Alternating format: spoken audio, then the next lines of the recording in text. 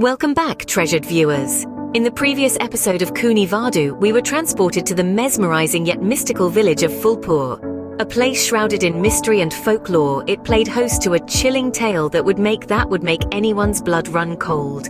As the sun set on the beautiful village, the spotlight fell upon the much-anticipated wedding of Abhishek and Myra.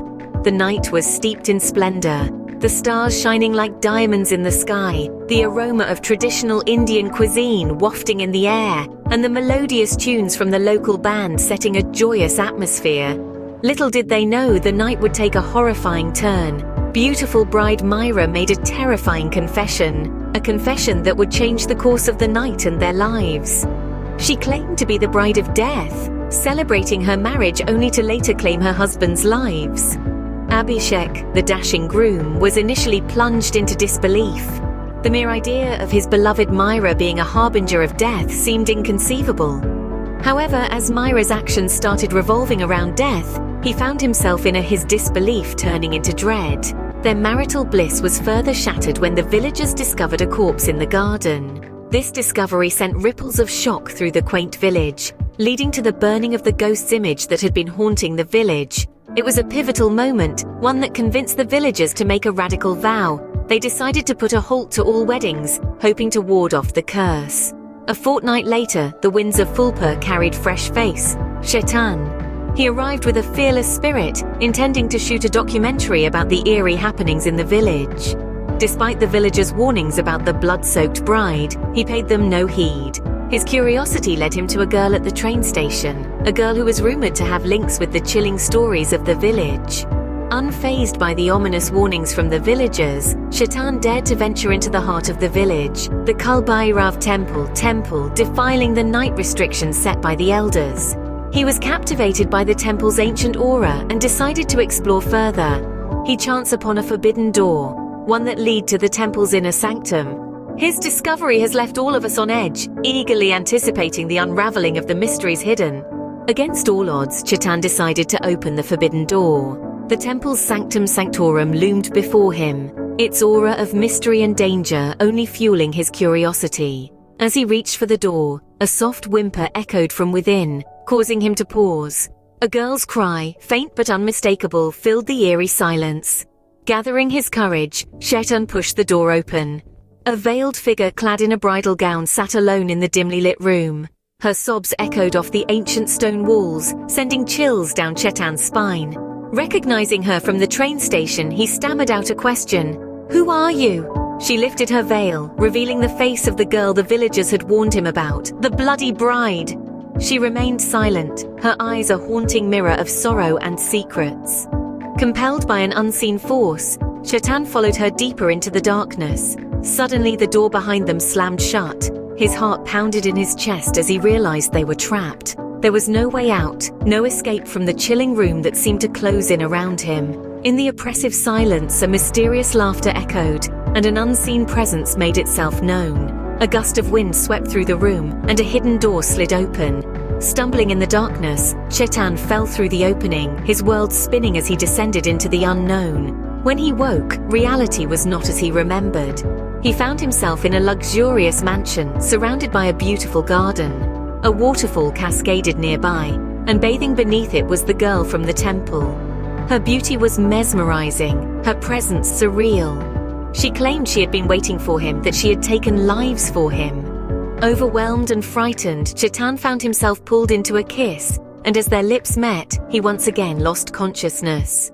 Falling into the darkness, Chetan lost consciousness. But when he woke up, reality was not as he remembered.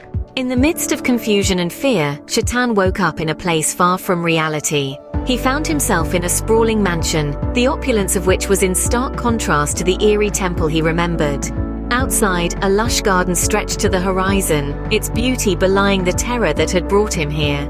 As he wandered the grounds, his eyes were drawn to a figure near a waterfall.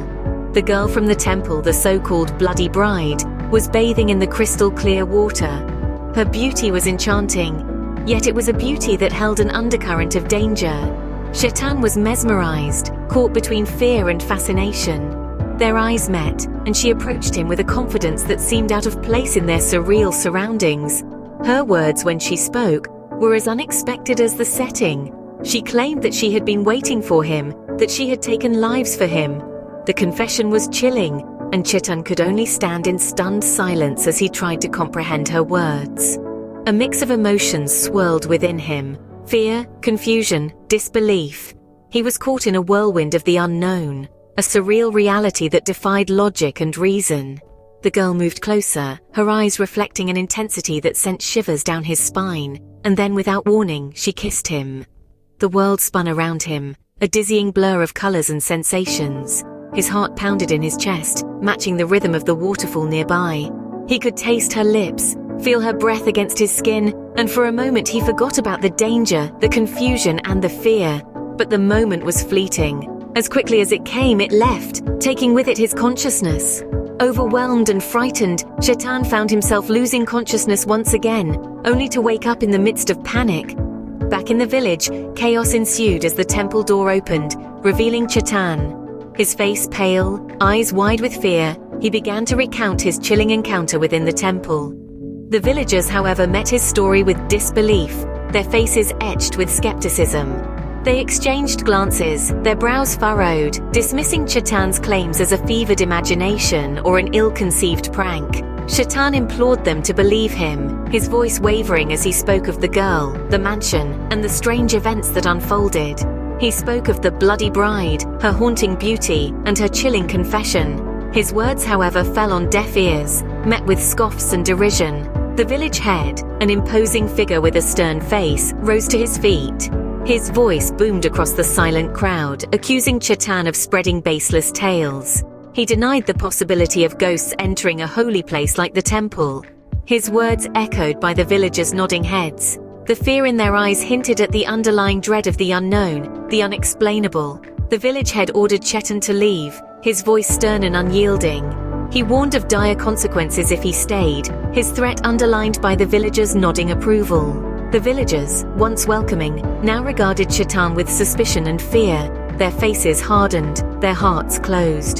Chetan, disheartened and rejected, had no choice but to comply. He cast one last glance at the village, his heart heavy with disappointment. As he left, the villagers watched him, their faces a mix of relief and apprehension. Rejected and disbelieved, Chetan was forced to leave, leaving behind a village consumed by fear and uncertainty. The mystery of the bloody bride and the strange events inside the temple remained unanswered, casting a dark shadow over the village. The villagers, once jovial and carefree, now lived in the grip of fear, their lives forever changed by the chilling tale of the bloody bride. But the tale of the bloody bride is far from over. As the shadow of uncertainty cloaks the village of Phulpur, the enigma of the bloody bride continues to haunt every corner. Chetan's departure may have brought relief to the villagers, but it has left behind a trail of unanswered questions. What awaits him outside the eerie boundaries of Phulpur? Will the bloody bride's mysterious allure call him back to the forbidden temple? Or will the chilling whispers of the village's hidden secrets find their way to him? The mansion, the garden, the waterfall, were they all mere illusions? Or do they hold the key to the bloody bride's true identity? These puzzles will guide us into the heart of darkness in Khooni Vadu Part 3. Stay tuned for the next part of this chilling saga, where the secrets of the bloody bride will finally unravel. Until then, keep guessing, dear viewers, because in Phulpur, nothing is as it seems.